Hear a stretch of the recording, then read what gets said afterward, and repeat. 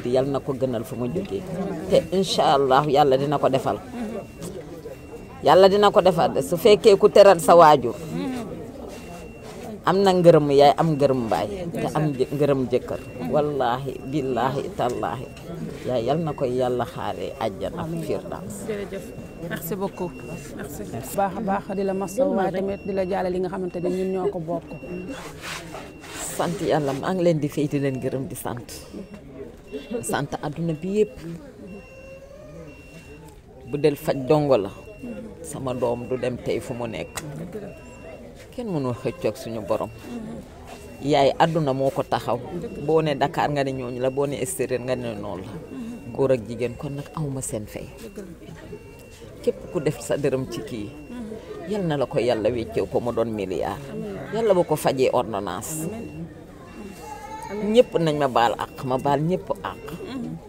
fu mu dem yal na gënal fu mu jógee sant naa gërëm naa Fadel jërëjëf bii faa jërëjëf bébé waa jërëjëf Sénégal yëpp sant naa leen gërëm naa leen dëkk bu ma nekk nii wax dëgg yàlla maa ngi leen di sant di gërëm taxaw nañ ma taxawaay bu rafet jooy ma guddi jooy ma bëccëg Fadel rek na ko yàlla wéral taxawaayam Eva ak mboolam gu ci jàpp rek Eva ma ko mën a fàtte jërëjëf ñu gis ni que dem bàyyi na lépp ñëw fi tamit wallahi du dem ba kese Eva day toog ba 3 heures du matin taal otom bëggul nit gis ko ñëw fekk ma sama néeg bi fii ma bu ko wax kenn ma ne ko ku def ñuy wax ku deful dara kenn du wax moom ak sama doom ñoo xamante su ma ko xamee feebar bi moo tax gone gi yàlla suñu borom la fal ko cat métier bu mu nekk nii yàlla na ko yàlla dem mu ànd ak sagom bi lu mu ci namm yàlla defal ko jàmbaar la nit la xam na démb xam na barki démb sant yàlla juróomi waxtu bu ne maa ngi koy ñaanal te incha allah dina ko dal téye na ko ne comme ñoo bokk ndey baay te won na ma ko bu ko neexee keroog bu mu fi jógee du fi ñëwaat téléphone du teggeeku léeg-léeg mu yónni Babacar wala léeg-léeg mu yónni engagé mu ne ko dawal ci sama yaay mu ne ko defal ma ko sutura bu ko kenn xam boo ko fekk ak nit mel ni ku indi garab rek kon nit ko am sutura mooy defal loolu nit